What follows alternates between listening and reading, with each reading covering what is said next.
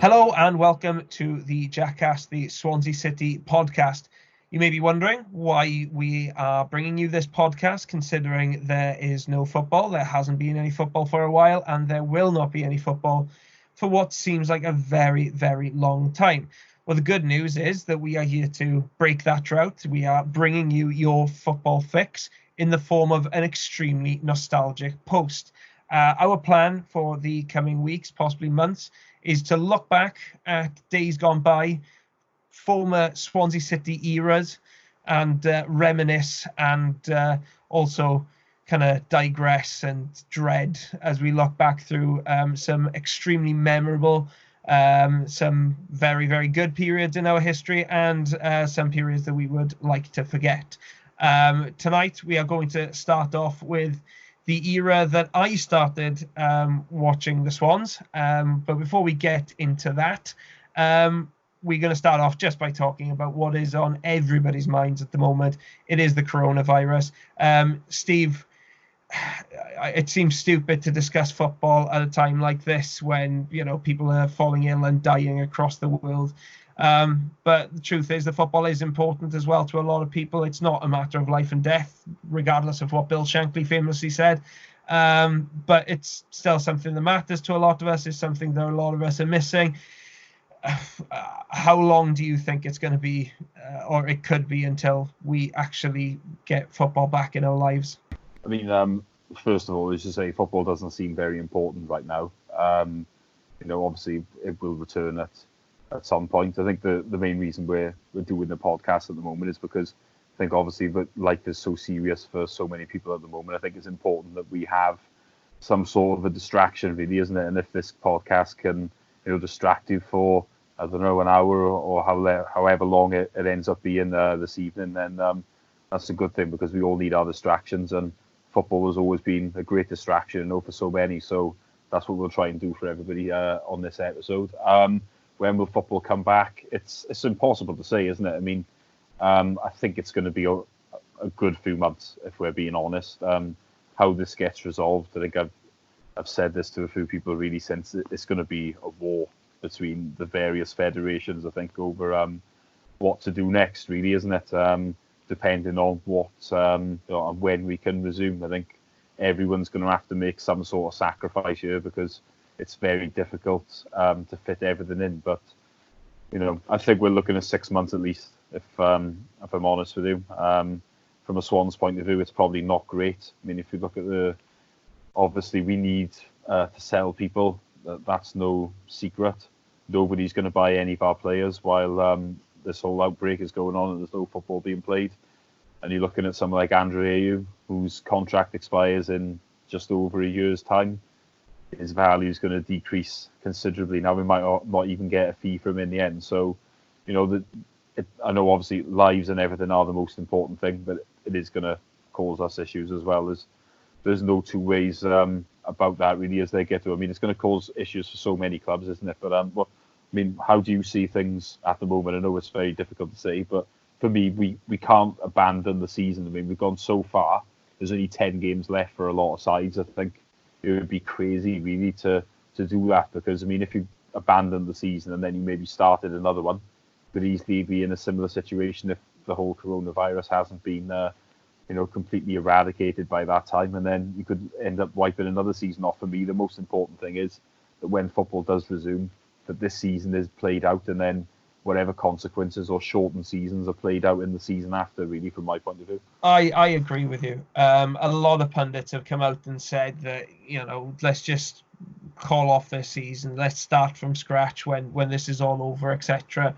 I get I kind of get what they're on about. That it's just easier to do that instead of trying to catch up, and different leagues will be catching up at different times, etc., and how that affects international tournaments, European competitions, etc. It does cause problems. There's no doubt about it. But I think it's you still have to finish the season, because if you don't, then you're going to be upsetting somebody.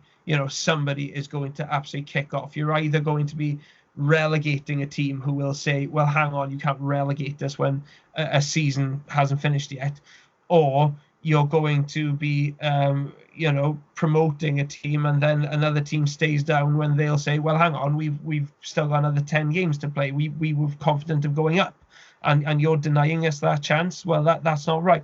It could open the door to tons of legal issues, especially with so much money in football. I mean, I saw an article in the Athletic today about Bournemouth's finances. I mean, there is a club that has not learned from Swansea's mistakes.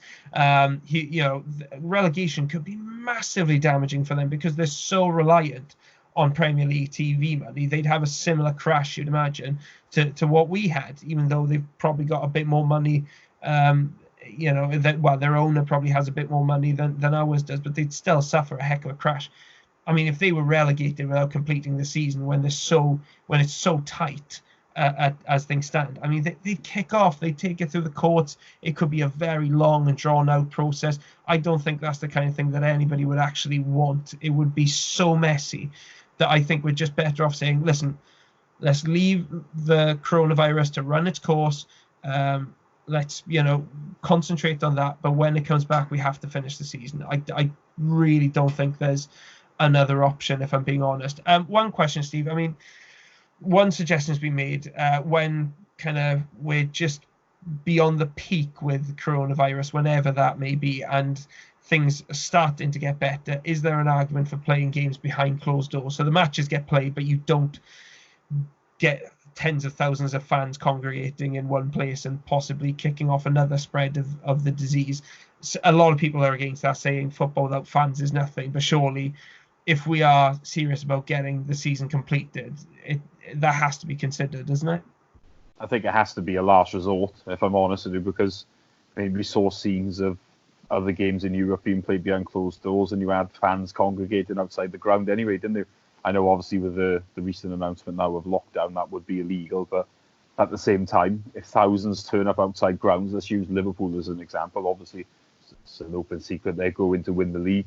They haven't done it for 30 years. You're telling me that thousands are not going to congregate there and go stuff the rules? Can't arrest everybody. So it'd be very, very difficult, I think, to play behind closed doors. And like I said, nobody wants that. I think the one positive I would take from behind closed doors, everyone would realise how bad it is. And I'd like to think that then the fans would get treated a little bit better because, that obviously the clubs would realise that, without us, it's crap. Because there's no two ways about it. It is about the fans. So, for me, complete last resort. If that's what it takes, then I will reluctantly agree to it, I suppose. But, I mean, no one wants that today. And at the same time, players going to be obviously going into challenges with each other. And you've got to think that they're then at risk. And, I know they are, supremely paid athletes, but at the same time, they are human beings. Should they be risking it in the same way that maybe everybody else is? I'm not sure they should be taking bigger risks than we should. So, I'm not convinced it'll happen, but you do never know, do you? No, it is a matter of wait and see with the coronavirus. One piece of good news that has come out of the Swans over this hiatus is the fact that Ben Cabango has signed a new contract, keeping him at the club until, I think, 2023, I think I'm right in saying. Brilliant news, really. Steve, after he's really burst onto the scene, made a huge impression, and seems to have cemented a place in the starting lineup. Yeah, absolutely. We, I think Cabango is going to be a big player for us, not just whenever football resumes, but you think the season after as well, really. As I've already said, we're expecting players to be sold. Hopefully he won't be one of them at this stage, although it could happen further down the line. But he's been a revelation, really. So great news that we've tied him to a longer contract, and we look forward to seeing him appear for us many more times, really, over the coming months and years when football does eventually restart. And he is one of the few players who may actually get some kind of benefit out of this this coronavirus. It's a strange thing to say, but Euro 2020 has been postponed now until next summer. I mean, there were people talking about him making a late surge towards that squad, but he's got an extra year now to make the squad for a major tournament, which we know Wales are going to be at. I mean, he's suddenly gone from somebody who's borderline to somebody that you'd actually expect to see in that squad, hasn't he? Yeah, I think so. I was thinking about this the other day. There's going to be players that will benefit from this in terms of certainly Welsh players anyway, because there were a few selection headaches for Ryan Giggs. And there's a few that are not going to benefit. I mean, someone that springs to mind straight away that's not going to benefit now is probably Ashley Williams, because, he hasn't so much been in the squad recently, certainly hasn't been in the starting 11. And obviously you think time's not on his side now, as I think he's coming up to 36 shortly.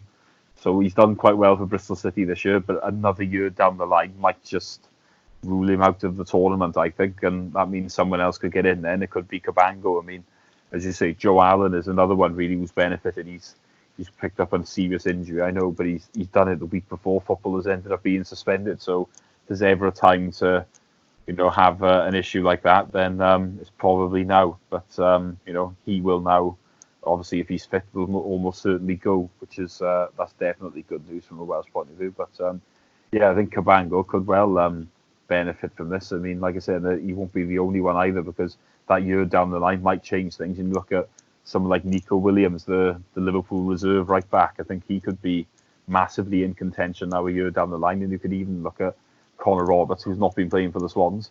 He could be in a little bit of trouble in some ways, because Chris Gunter's had a renaissance as well at Reading, so he's been in the team, and I think not all three of those will go. So it certainly does change things, doesn't it? Yep, it definitely does. That's another kind of question that's been popped up now by the coronavirus. Well, we'll stop talking about the current crisis facing the country and the world, and we will head back in time more than 20 years now, to when me and Steve were just little kids, and the Swans were still playing at the Vetch in the bottom tier, and along came, I think it's fair to say, one of the most probably loved still, I would say, Swansea managers of my time. Every single Swansea fan that you talk to has nothing but good things to say about John Hollins, has a great deal of respect and affection for the man. Steve, take us back to 1998 when the former Chelsea hero turned up at the Vetch to take over a Swans team who had been struggling to get out of the league for quite a few seasons. Yeah, my main memory of when John Hollins took it, actually, I think I was on a school trip, and I've come home from the school trip, and the evening post is in the house, and you've seen the headline, Swans sack Cork. And it was Alan Cork, of course, that was the Swansea manager at the time. And I remember being quite surprised, because this was like late June, my memory serves me right. And you're thinking, well, the season did end a good 7-8 weeks ago, yeah? When that happens, you're just thinking, well, if the manager's still in place by the end of May, surely he's going to remain in place. But I think, as far as I'm aware, Cork had a contract until the end of June, and I think obviously it just wasn't renewed, kind of thing. But it did seem very out of the blue, because I'm sure you remember Jason Smith and Martin Thomas, Guto. They were quite two big players for Swansea, obviously, over the next couple of years, weren't they? But Cork had actually instigated those signings, but they hadn't signed. And then obviously next thing you know, Cork has been fired, and you're thinking, well, what's going to happen here? Because like these guys they're coming in based on this manager having the job, and obviously that manager has then gone. So it's a difficult one. But Hollins, he did sign them anyway. So obviously they've come in, and they were two great signings.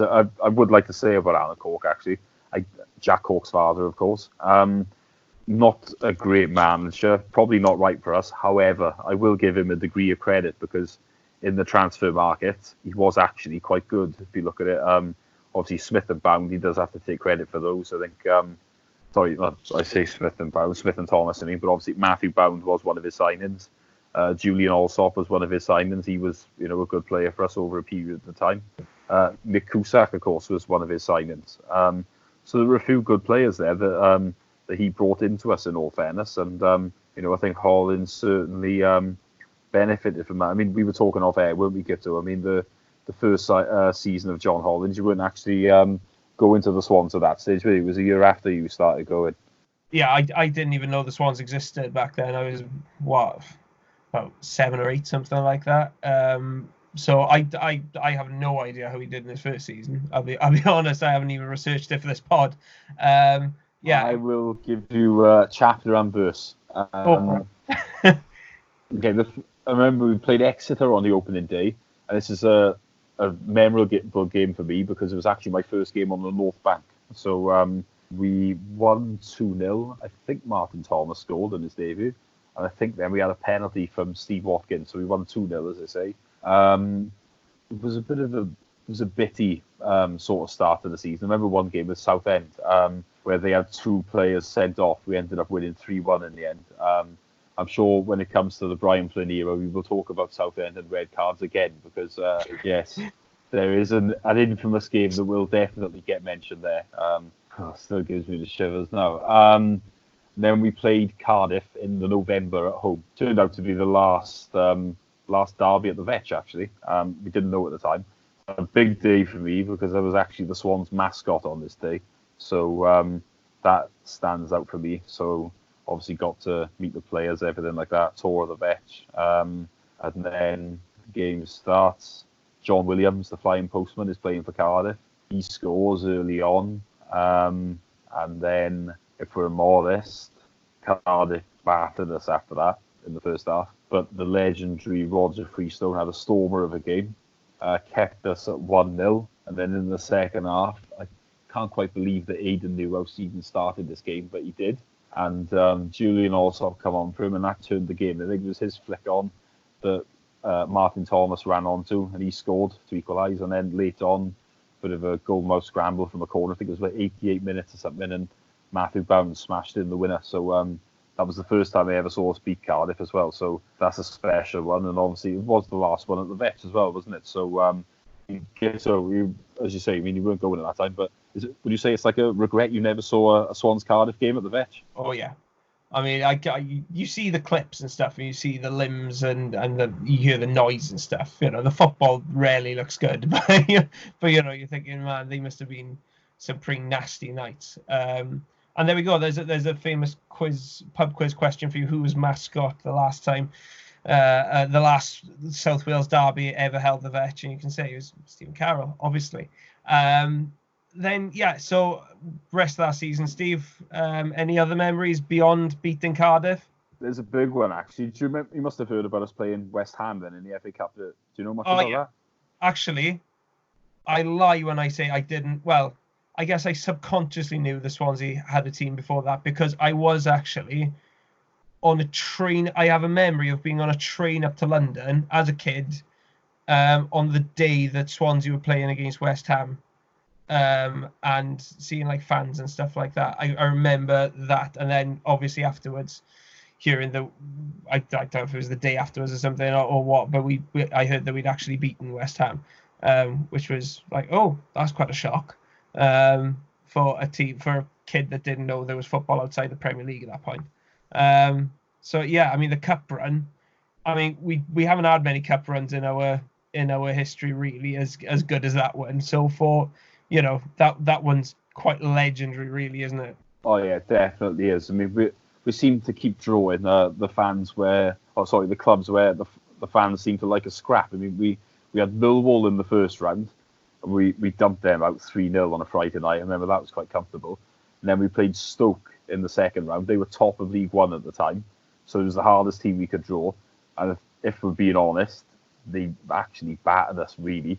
We got a bit of a lucky 1-0. I think Richie Appleby scored. And then I remember then sitting around, I think it was on a Sunday night or something like that, watching the draw.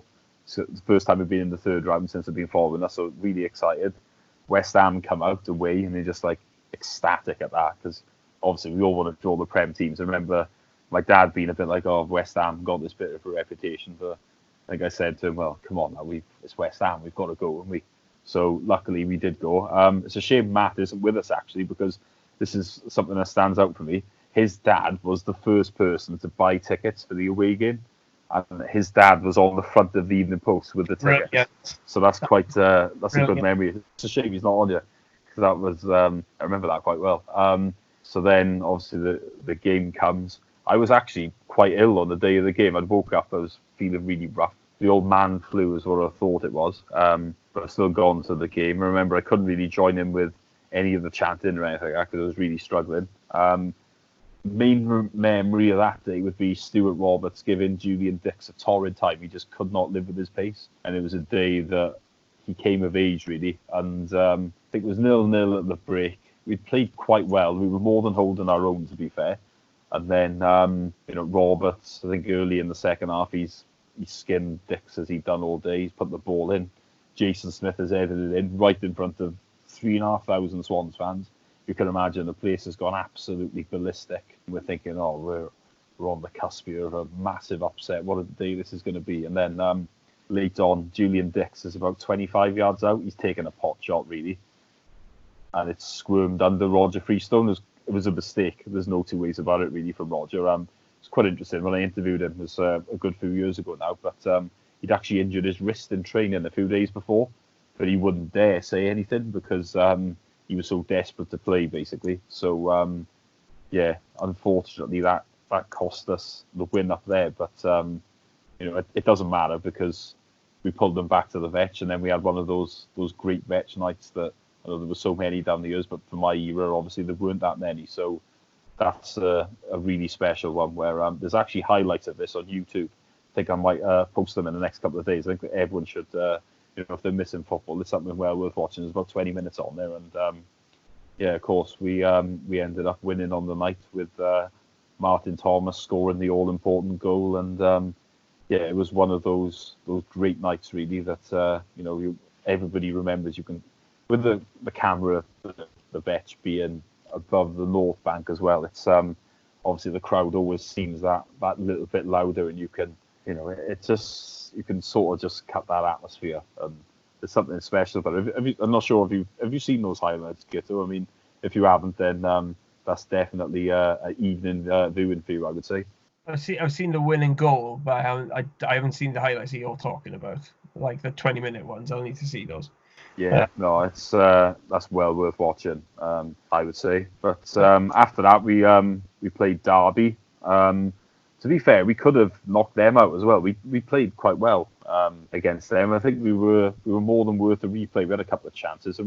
One thing I remember was quite early on, Steve Watkin went in on Mark Poom, the Derby goalkeeper, and he actually broke his fingers, and he played the rest of the game with broken fingers. So I remember that, and then they scored a header late on to beat us 1-0. But I thought we'd done quite well again in that game, really. So that was a little bit frustrating. The rest of the season, then we were playing catch up, really, because we had a nice little cup run. There was a few games called off as well with bad weather. I mean, the Vetch pitch could never take much, could it? So remember on the last day, then we played Hull at home, and it was quite a strange one because the weather was really bad this day, and the pitch was not in the best condition. So, but obviously we had to play the game because obviously it's the last day. You're meant to kick off at the right time, aren't you? But we actually kicked off at 4 o'clock rather than 3 o'clock because we were trying to sort out the pitch. But I think normally the game would have been off.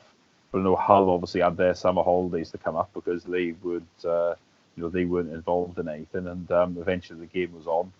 I think we were 1-0 up at the break, and then message came through. Basically, we were in 7th place, so if we won, we knew we were in there. But all the other games have now finished, obviously, because we kicked off late. And I think it might have been Halifax or something like that. And they hadn't won, basically, so it meant that no matter what happened, we were going to be in the top 6. The top 7 as it is in League 2. So played Scunthorpe then in the playoffs. Yeah. We won 1-0 at home. Bound scored. And then, if I'm honest, I don't really remember anything of the second leg. I didn't go. I didn't have Sky at the time, but I don't think Sky were even showing the playoffs then. But from what I remember, I think we lost in extra time. So that was quite frustrating, really. But we'd have to say it was quite a decent season. We'd finished about 20th the year before. So to then finish 7th, it was disappointing that we didn't go up. But we had that great cup run as well. So I think everyone will probably look back on that season as being, quite a decent one, really. There's certainly some standout moments in there. The other thing I didn't mention was that we drew 0-0 at Cardiff, just like we did this year, really. So won the home game, drew the away one. Unfortunately, they did win promotion that year. So that was, a little bit disappointing, I suppose, especially because we could have gone up ourselves. But and then we moved on to the next season, really, and that was when you started going down, wasn't it? Yep. Went to my first match very early on in our season. It was against Barnet. I remember I'd been staying down at my grandmother's house overnight, and then I got a phone call from my dad asking, "Do you want to go and see Swansea play today?" And I was like, "Swansea have a team?" I mean, that may sound crazy to you, but this was the time before, Sky Sports wasn't really, you know, massively available. Only a few people had Sky Sports.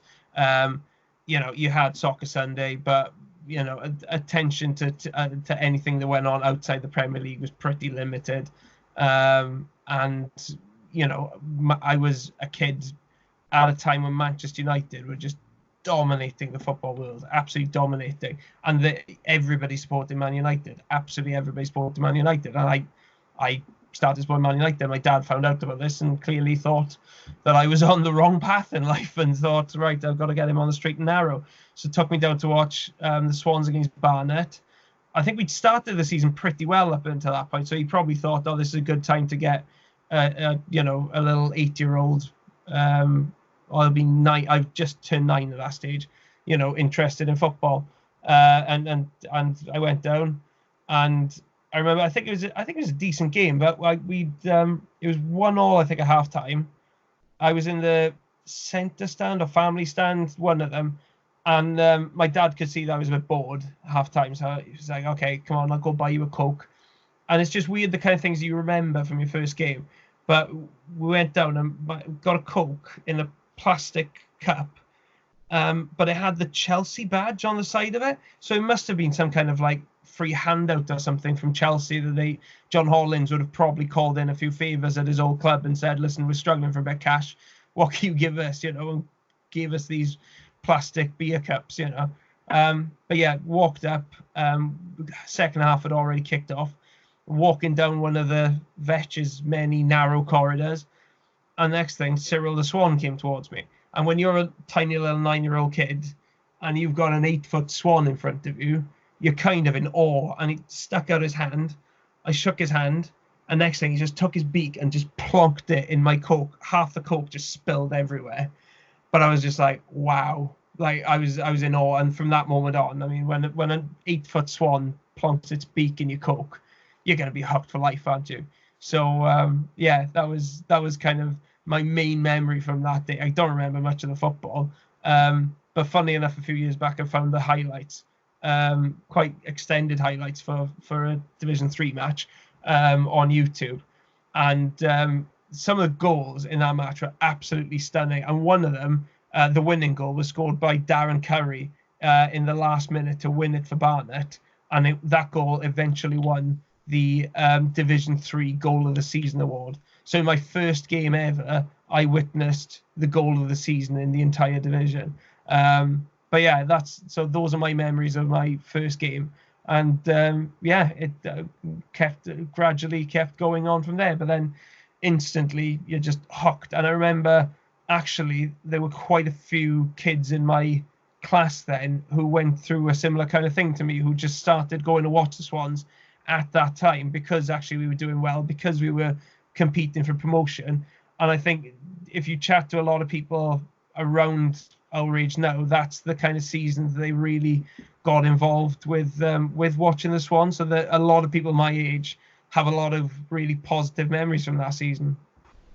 Yeah, that's quite interesting. I mean, there's, I suppose it's similar from my point of view. I mean, me and Matt were in the same class in primary school, and I think for both of us, we started really going a couple of years before. That would be 96, 97, and that was a year that was quite exciting because obviously we won a lot of games and we ended up getting to Wembley, which was great apart from the fact that obviously it ended badly. But it is interesting like that. You probably see it in schools. You get a couple of people maybe start going, and then you might get other kids saying to their dad, "Oh, can we go to Swansea?" And it just sort of snowballs, I suppose, doesn't it?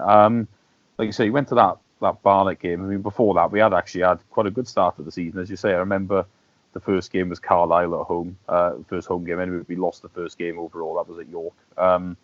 Then we had a couple of other wins before that Barnet game, and you must have been a curse, obviously. But remember then the following month, I'm not sure if you remember Walter Boyd making his debut, but he scored two in a game against Rotherham. It was quite a cold night, but that was quite legendary because obviously he was given the number 35, wasn't he? Because the Cyril Pierce, who was our record goal scorer in terms of most of the season, he scored 35. So they were expecting him to get 35, and then he gets 2 on his debut. And we're all thinking, well, he could be in business here with this bloke. And it sounded so exciting having a Jamaican international who played the World Cup, didn't it? But it didn't work out like that. But I did quite like him, if I'm honest. Quite like him. Oh, everybody did. I mean, like he was again one of my early Swans heroes. You know, he was just he was a bit wacky. He was, you know, again, like you said, a Jamaican international at a time when Jamaica were actually probably, you know, at a high tide in their kind of footballing history, having just played the World Cup. You know, so there was just something very sexy about it all, wasn't there? And he was good to watch, and you know, scored a few goals. Probably didn't, you know, never threatened to beat that goal scoring record, but loved him.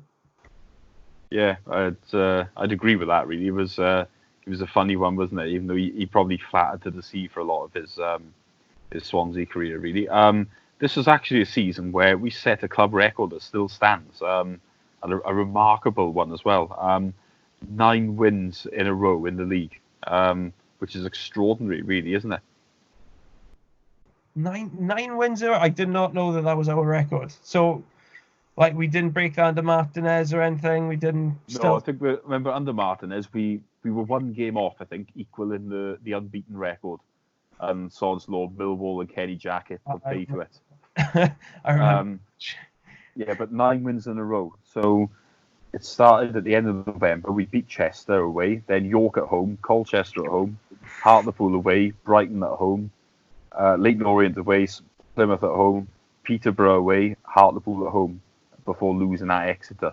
How many of them do you think were 1-0 out of interest? I'm guessing like 80% of them. like that was the case with most of our wins that season. It's not that extreme, actually. 5 of the 9, I think, were 1-0. The remarkable one was away to Peterborough. I'm sure a few people will have mentioned that maybe when we do the shout-outs later for people's memories. But I remember this game, even though it didn't go, actually, because we were 2-0 down. I remember me and my father, I think, were on the radio, and we were just saying, oh, well, we're not going to get the record then, because this was quite close to the end, actually. I think this was the game to equal the record, because it was 8 wins in a row previously. And we were 2-0 down, and you're thinking, oh, well, it's not going to happen today. But remarkably, we did come back and win 3-2. And I think the remarkable thing about it was that, obviously, this was not a team that scored many goals, as we'll get on to in a bit. So to be 2 down and to come back in the second half and score 3 was not bad for this team at all. And obviously, you know, we did then go on to get the record. I think up until that point, where we had the 9 wins in a row, we weren't really in the frame for promotion. I think we were, you know, comfortably in mid-table, really. But as with ever, really, if you get 9 wins in a row, it's going to shoot you right up that table. And then we were hugely in contention, really. Do you have many other standout ones? I mean, I'm looking here at the fixtures. Remember, we played Northampton on Sky. I think Sky had put that on basically because obviously it was the first time we played them at home since they'd done us in a playoff final. We beat them 4-1. I don't know if you remember that. No, I don't remember that at all. It's hard to imagine that team scoring 4 goals in that season, actually. But yeah, I can see it now. And it's, yeah, but the thing is, look at the fixtures. We won 4-1 against Northampton. You're thinking, oh, we're probably at that point thinking, oh, we're all set now for Division 2. And then next day we went on a 7-game winless run. It's hard to believe that a team can go 7 games without a win and still win the league. Yeah, it is quite staggering, really, isn't it? You know, I know there's a few draws in there, but I do remember a lot of those games, actually. Like, looking at them, there's a few 0-0s in there. And like, I think a couple of times they did get booed off because it was so bad. And that's the funny thing about it. I specifically remember the Peterborough match. That was a 0-0. And Roger Freestone pulled off like an amazing save to rescue the game for the Swans. You know, as a kid, you're thinking, how has he done that? Something that he did quite often that season, really. And yeah, that was, you know, that was a grim match. And if you were watching that match, you wouldn't have thought that was a team that was about to go up. But we were a little bit lucky. I mean, there was a game earlier in the season. We played Chester, and it was on a Friday night. I remember this because they were actually bottom of the table, and they were beating us. And I was watching it, thinking to myself, like, we are crap here. We are absolutely terrible. And somehow, and I've got it in front of me now. I remember 84th minute, it was an own goal equaliser, and then Steve Watkins got the winner at the end. We're coming out there thinking to myself, like, this is exactly what happens when you've got a team at the top and at the bottom, if you know what I mean, in terms of luck. Because I honestly thought we were bloody awful, but somehow we've ended up winning, and I think we did that a lot that season. I mean, you know, as you say, I mean, we've got 7 games without a win towards the end of the season, and that could really have put pay to it, couldn't it? But we did then beat Torquay and Mansfield over Easter weekend, and that set us up for a game against Exeter, the last home game, when we needed a win to win promotion. I mean, were you there that day? I wasn't, unfortunately, but I mean, saved the best for the last home game, didn't we? 3-0 at home in a season where we've been struggling to score more than one was the way to do it, really, wasn't it? Yeah, I know I've got the highlights of that game somewhere in the house, but I always remember Jonathan Coates scoring a screamer that day. There's a right-footed shot in the top corner. So you probably have to see it to believe it where he's concerned. But yeah, I was thinking. Yeah, well, my main memory of that game actually was actually beforehand, where you know, we were playing Rotherham the week after, and of course they were second and we were top. So couldn't have scripted any better, could you, that match? No, that was... no, you couldn't. And obviously I was thinking, well, we need to go to this game because, you know, the titles could be on the line here or whatever like that. And my father was like, oh, they're away today. Don't worry, they won't win. If we win, we'll have the league today. And I was like, come on, this is the Swans you're talking about. It's not going to be settled before the last day, is it? So I persuaded him. We bought tickets before the game to go to Rotherham the week after, and then obviously it panned out. We won. Mass pitch invasion, as there always was at the Vetch in the last game. Big celebrations, and then Rotherham won themselves. So I think we were 1 point ahead of them going up there then. So it was a good job really that we did have a ticket, and obviously we did get the job done on the day as well. It was I think we got a penalty late on, and then Matthew Brown does what he does. He always used to smack him down the middle, didn't he? And you know, that put us in front, and then they got a penalty late on to equalise. So, you know, obviously a great day really with winning the league, but unfortunately it'll always be overshadowed, won't it, by the fact that Terry Coles obviously lost his life. So a bittersweet day in the history of Swansea City, really. Yeah, it's a tough one, isn't it? Really. Obviously you always want to celebrate winning the league, but we always have to remember that unfortunately we did lose one of our own that day, and you know, you just always feel for the family and friends of him, really, because, you know, it's a great loss, isn't it? And no fan should ever, you know, go to a game and never come back. So I think it is a shame that day is tarnished, but you know, that at the end of the day, it's what we did that season is a great achievement, and no one can ever really take it away from us, can we? Even though, if we're honest, the entertainment on show at times wasn't the best, was it? It was, I think, was it 51 goals scored in the league that season? That's right. I haven't checked it out, but that must be some kind of record for a league champion to score 51 goals in a 46-game season and finish top of the league. I mean, that's extra. As much as, you know, we loved that season and there were some great memories and some, you know, fantastic players to you know, that we all loved. I mean, that is the rest of the league must have been looking at us and thinking, how the hell have they done that? Yeah, you're right. I mean, I think we were looking at ourselves, weren't we? Thinking, how the hell have we done that? But you know, we got to give credit to us. We did pull it off, and you know, big credit to the defence. Really, I think us. You know, Roger Freestone. You could never praise that man enough. He was too good for us. There's no two ways about it. Really, he made, you know, countless great saves during the season, and, you know, at that level, I think Jason Smith and Matthew Brown were definitely probably the best pairing in the division. We were lucky to have them, and you know, that's what it was based on, really, wasn't it? I mean, but moving on to the next season, I mean, we didn't do a lot of business in the.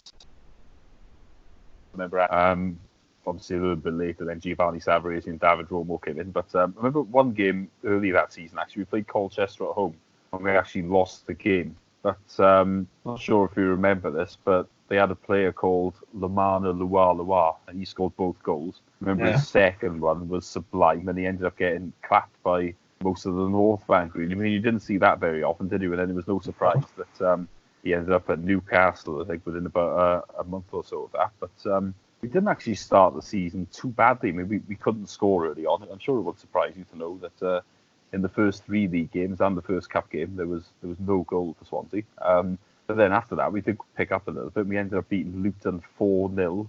That was in mid-September. And I think that put us into about mid-table then. But then it was a little bit of a false dawn. And things went badly, didn't they? I'll be honest, when that 4-0 happened, I was thinking, oh, here we go. The season's going to really kick off now. This is what we've been waiting for. I thought that was some kind of omen for the season to come. I mean, any long-time listeners to this podcast will know that my predictions are not to be trusted, and it was the same case back in the year 2000 as it is in 2020. Because I thought at the start of that season, we're in for a good season. I'd only ever known success as a fledgling Swansea fan. I was thinking, every single season we're going to be going up. It didn't really turn out that way, but that Luton game was a very, very rare kind of bright spot in what was an extremely difficult season in a league where we were totally out of our depth. Yeah, there's no two ways about that, really. I mean, looking at, we just mentioned Savarese. He made his debut in a game against Stoke in October. We did win that game. That was quite a rare highlight, actually, because we did not win again until Boxing Day. I mean, that's a long time, isn't it? And you could imagine we were massively in trouble at that point. I mean, good 2 months without winning. I mean, and it did happen in the Premier League. We must have had a couple of spells like that in the last couple of years. I mean, in the Football League, though, you are playing quite often Saturday, Tuesday. I mean, in the Premier League, you're only playing once a week. I mean, I'm looking at the record here now. We're talking easily double figures here of games without a win. I mean, it's grim, isn't it?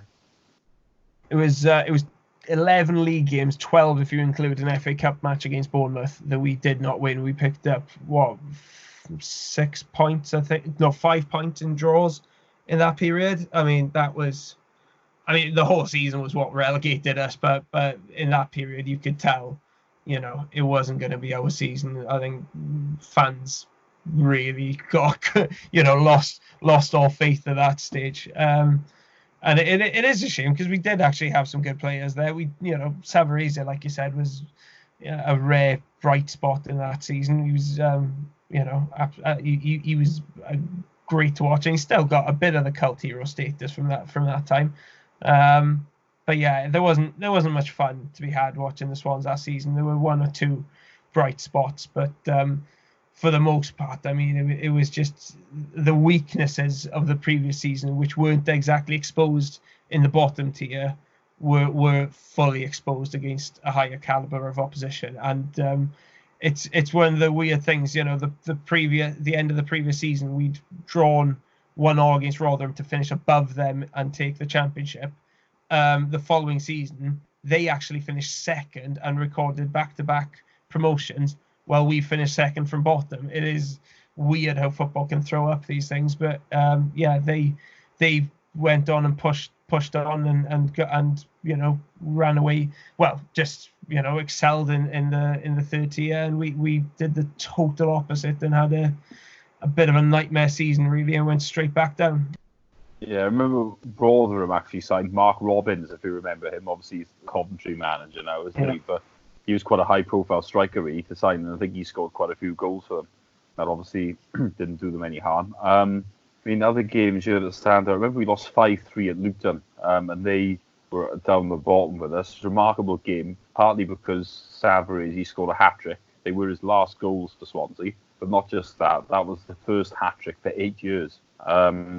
Jason Bowen in '93 scored a hat-trick. We didn't have another one until then, which is crazy, really. Although we're on a long run without one now, aren't we? Yeah, we've now gone 9 years without one. So, we will be 9 years come May if, let's face it, we're not going to be seeing any football between now and May. So, Scott Sinclair will remain for a 9th year the last player to score a hat-trick for the Swans. Although, let's face it, if that's the last hat-trick that's ever scored for the Swans, then it was a hell of a time and place to do it.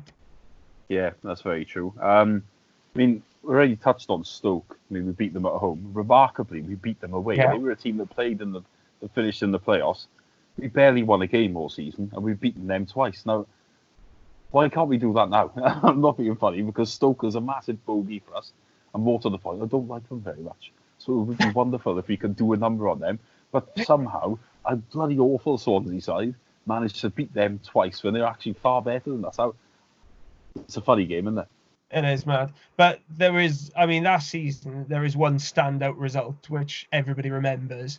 And that is the fact that even though we had already been relegated, towards the end of the season, we beat Brentford 6-0, which was, I mean, I think everybody was just in a state of shock at that point. I wasn't at the match, but I just remember seeing the Evening Post, and I was like, what? What happened there? Were you actually at that match, Steve? Yeah, I was there. Bit of a funny one. I think we scored early on, and then the pressure's off, isn't it? Because you're down, and the players played with a degree of freedom, really, and it's just one of those bizarre games that you can't put your finger on. I mean, I'm looking at it now, and one thing that does add up a little bit is that David Theobald was a centre half for Brentford, and he ended up playing for us, didn't he? And he was crap, so that might have something to do with it. But I mean, we haven't really discussed John Hollins himself much in this time. I mean, obviously he did well to take us up, but I've got to be honest, I thought he was also out of his depth at this level. I mean, one thing I didn't like about Hollins was that, don't get me wrong, he's a positive person, upbeat, which was great.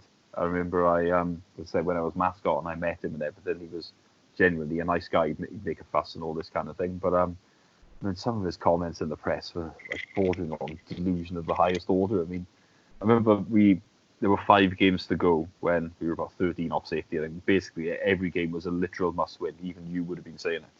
And played Oldham at home. And before the game, he said, "Oh, we'll win all 5 and we'll stay up. Don't worry." And I'm thinking to myself, like, look, I'm not being funny here. We probably only won about 7 or 8 games all season. So for us to now win 5 in a row is crazy, first of all.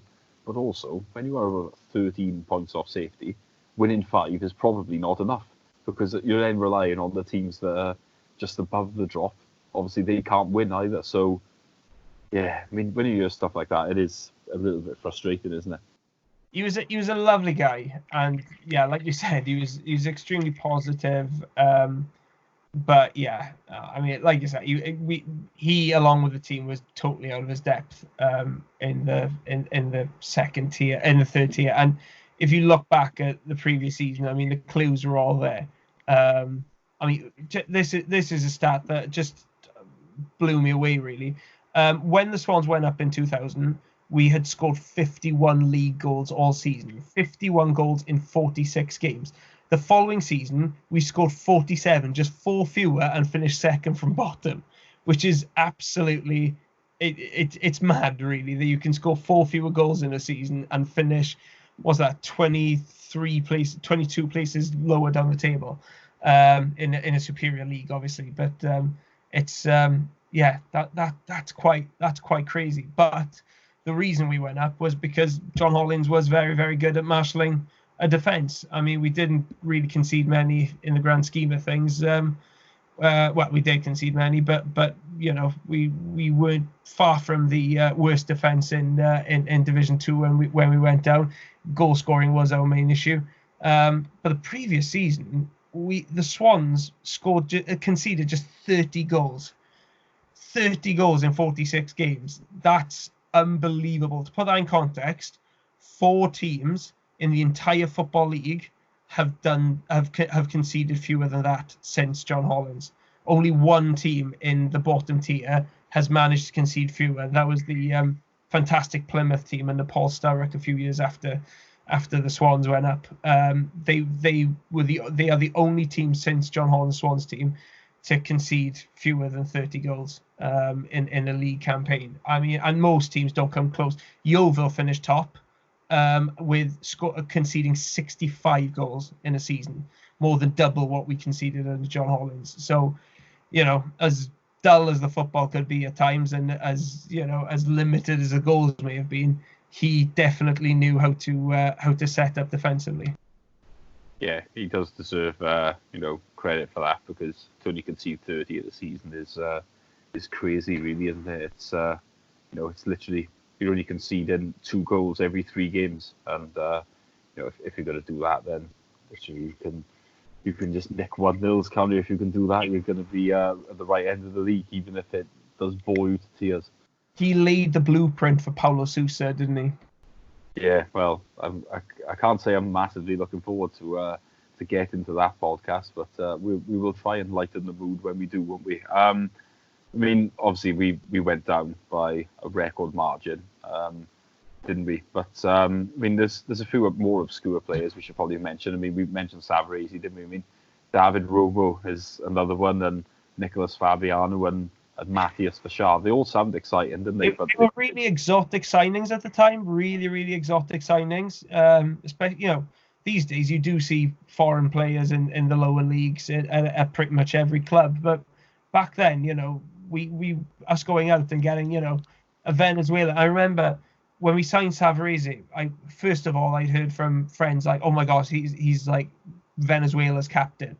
I was like, wow, that's amazing. And then you find out, well, he's not Venezuela's captain, but he is like their main striker. And then you find out, well, no, he's not Venezuela's main striker. And then he just went down and down and down, got a little less prestigious a signing at every time. But still, all the French guys that we bought in, that was really exotic at the time, and it made you think, oh, these must be pretty good if we're bringing them in all the way from France. And the truth was that they were a mixed bag, to say the least. Really, I mean, some of them did well, some of them not so well. Yeah, I think what's sort of funny is really, isn't it, that obviously foreign players are such the norm these days. I think 20 years ago, obviously they probably were in the top flight, weren't they? But maybe not so much in the lower league. So you'd get quite excited, wouldn't you, really, by that? So it's probably difficult maybe for maybe our younger listeners to sort of comprehend with it. But certainly were quite excited. I mean, moving on from that, I mean, there were more exotic ones to come, weren't there? I mean, in that summer, Mamadi Sidibe was one that came in, wasn't he? And he, we won't discuss him too much on this one, because we'll save him for the next one, because that's where we saw most of his football. But yeah, that was one that would then come in. I mean, the next season. Not sure what you remember of the Guto, but I remember the opening day quite well, because I was there. We played Macclesfield away, and we won 3-1. So we're thinking, oh, this is a pretty good start of the season. Obviously, hopefully there's going to be a promotion campaign. It didn't really work out like that. I mean, it was a mixed bag really after that. What was quite interesting was the next time we won was about a month later. We played Exeter at home. We won 4-2. Remember, the game was settled by John Williams. We've already mentioned him. Obviously, he came back that summer for his final spell at the club. So we won 4-2. And I always remember I used to sit in the East Stand at the time, and there was a group of lads from Porthcawl were always next to us, and my father was talking to one of them, and he said that he'd heard that Hollins was going to be on his way out. And we were a little bit surprised at this, because you thought, right, well, if he's going to go, we'd probably go in the summer rather than now. But and he said to us, and have you seen who's sitting 2 or 3 rows further across? And he said, we had a look, and it was Colin Addison. Yeah. Which obviously he, in the week then, went and put it on in the bookies, and obviously come up trumps, because that was what happened. But Hollins didn't get sacked after a win. We played Plymouth away on Tuesday, September the 11th, 2001. Wow. So, as remarkable as it was, that game did go ahead in spite of what had happened in New York. Because I think a lot of games were cancelled the following day, but obviously the ones who were on the Tuesday still went ahead. And so I always remember a few people were saying that they were where were you when 9/11 happened, and there was a few fans, obviously, and journalists on their way down to Plymouth to watch us, and that was a game that we lost, as I say. And then Hollins, he had the bullet. I mean, what did you make of the decision? I mean, like I said, the timing sort of surprised me, but if I'm honest, I think things maybe had run their course. At the time, I was quite sympathetic, and I was thinking, oh, really? Because you still remember what he did 2 seasons before, and you're thinking, oh, it's a bit premature.